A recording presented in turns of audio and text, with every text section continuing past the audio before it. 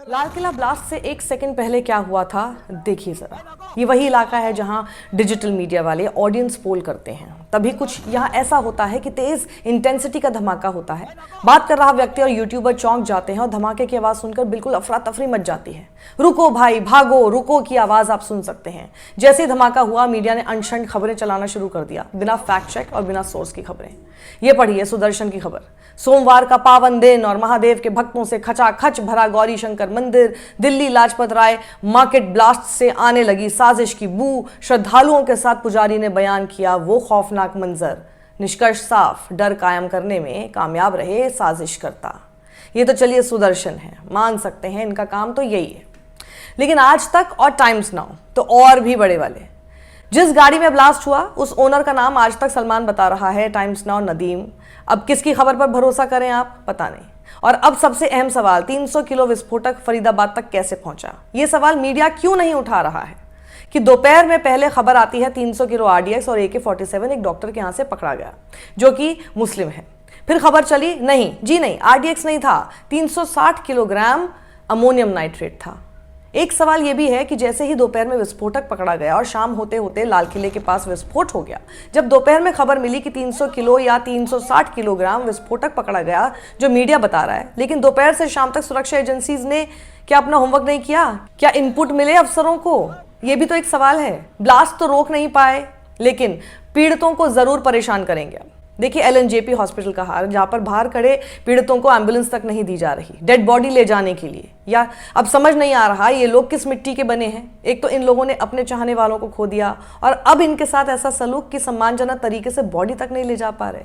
So at the LNJP hospital right now and I have with me the family members जो मुझे बता रहे हैं कि इनको एम्बुलेंस तक नहीं प्रोवाइड किया जा रहा है। सर एम्बुलेंस भी नहीं दे रहे हैं। नहीं अपने पास चलाओ जी, वो कह रहे हैं अपने खर्चे चलाओ जी। ठेकेदार घूम रहे हैं, ठेकेदार घूम रहे हैं। तनुश्री पांडे पत्रकार हैं जो कि लिखती हैं कि शर्म से डूब के मर जाएं जितने भी सरकार के लोग हैं, शर्म करो।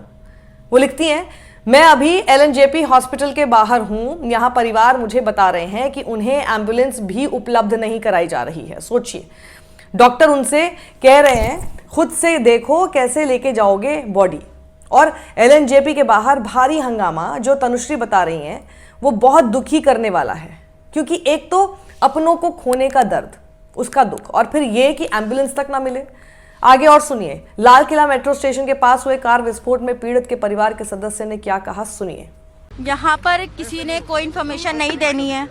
पुलिस वालों से बात कर रहे हैं, वो कोई इन्फॉर्मेशन नहीं दे रहे हैं, अंदर जाने नहीं दे रहे हैं, पेशेंट का पता नहीं दे रहे हैं। कोई कौन रिलेटिव है? मेरा जीजू है। क्या हुआ था? आप उन्हें कैसे क्या करते? वहाँ पे कोई काम करते थे या वो वहाँ ई रिक्शा चला रहे थे।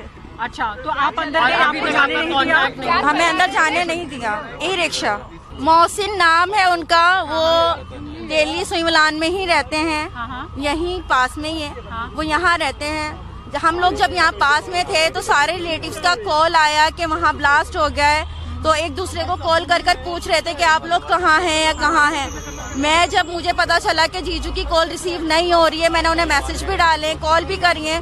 जब मैंने 16-17 दफ़ा उन्हें कॉल किए तो लाल किले की चौकी में उनका फ़ोन रिसीव हुआ है। सिर्फ इतनी बात हुई है कि ये लाल किले की चौकी में फ़ोन बरामद हुआ है लाल किले के सामने से। और आप जाइए LNJP हॉस्पिटल में, LNJP हॉस्पिटल में सिक्योरिटी इतनी टाइट की हुई है कि वो अंदर जाने ही नहीं दे रहे हैं। तो कुछ डेथ हो गई है लोगों की, किसी की कंडीशन खराब है, कोई सीरियस है। मोबाइल जो बरामद हुआ है वो मोबाइल क्या आपने शिनाख्त की उस मोबाइल की? उस मोबाइल को देखा आपने? क्या आपके रिलेटिव का था? लाल किले की चौकी में तो जाने ही नहीं दे रहे ना अंदर। वहाँ तो बैरिकेड्स इतने लगाए हुए ऑफिसर्स ने कि सुबह तक का वेट करो, सुबह तक का वेट करो। आप तो क्या हुआ? यहाँ कोई अंदर जाने ही नहीं दे रहा है। सिक्योरिटी इतनी टाइट है। मैं चाह रही हूँ कि मैं अंदर जाऊँ, मुझे एक दफा दिखाया जाए, मुझे शनाख्ती दी जाए, क्योंकि वो है नहीं और उनका जो फोन है वो चौकी में मिला है। तो सुना आपने, महिला कह रही हैं यहाँ कोई भी जानकारी नहीं दे रहा है। हम पुलिस से बात कर रहे हैं लेकिन वो ना तो जानकारी दे रहे हैं और ना ही हमें अंदर जाने दे रहे हैं।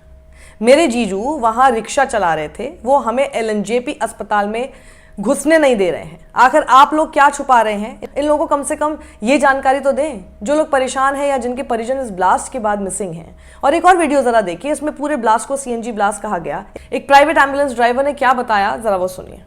ऐसा है, हम लोग अपनी यहाँ एम्बुलेंस लेके बैठे हुए थे, हम प्राइवेट एम्बुलेंस वाले हैं। एक धमाके की आवाज़ आई, हमें लगा कुछ विस्फोट हुआ है, तो इतने में हमारी बीट इंचार्ज जो हैं पुलिस वाले, उन्होंने कहा भाई ऐसे ऐसे लाल किले पे हादसा हो गया, आप लोग अपनी एम्बुलेंस लेके वहाँ पहुँच जाओ। हम 7-8 एम्बुलेंसें यहाँ से लाल किले पहुँच गए। वहाँ जाके देखा तो कुछ गाड़ियाँ फटी हुई थी, आग लगी हुई थी, उसमें पुलिस वाले पानी से बुझा रहे थे उसको, और वहाँ 3 बॉडियाँ डेड थी, एक बंदा जिंदा था जिसे हम लेकर LNJP आ गए। हमारे सामने जो आए वो 4 जने, एक जिंदा 3 मरे हुए। जिस हिसाब से गाड़ियाँ हैं वो CNG ब्लास्ट है, जहाँ तक है उम्मीद है कि हमारे सामने तो फटी नहीं, हमें मालूम नहीं इस चीज़ का, लेकिन गाड़ियों की हालत देख के लग रहा है कि CNG ही फटी।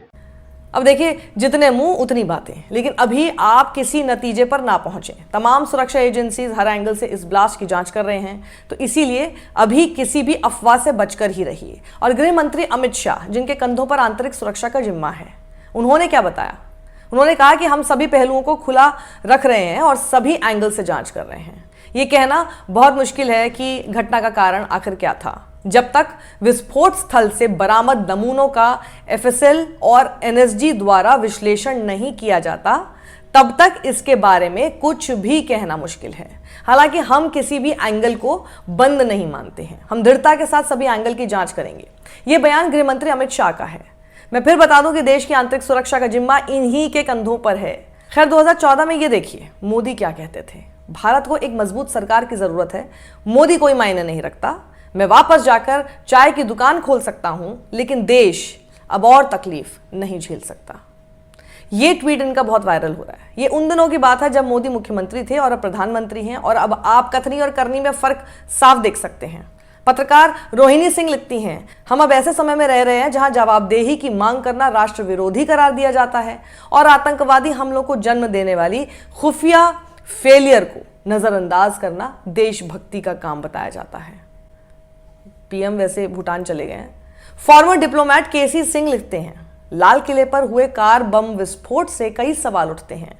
पुलिस ने पहले ही एक डॉक्टर के नेतृत्व में चल रही एक बड़ी आतंकवादी साजिश को नाकाम कर दिया था। भारी मात्रा में विस्फोटक जब्त किए गए। तो क्या ये कार बम उन गिरफ्तारियों का बदला है? क्या इसमें पाकिस्तान की भूमिका है? ये बहुत अहम सवाल है। और वहीं आप देखिए कि अब अमर उजाला क्या अपडेट दे रहा है।